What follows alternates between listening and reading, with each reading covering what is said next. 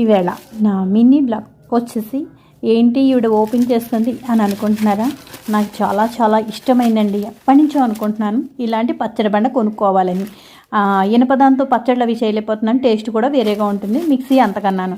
నేను వంకాయ బండ పచ్చడి బాగుంది కదా, నీకు ఇష్టమా కాదా? వంకాయలు చూడగానే బండ పచ్చడి చేసుకోవాలనిపించింది.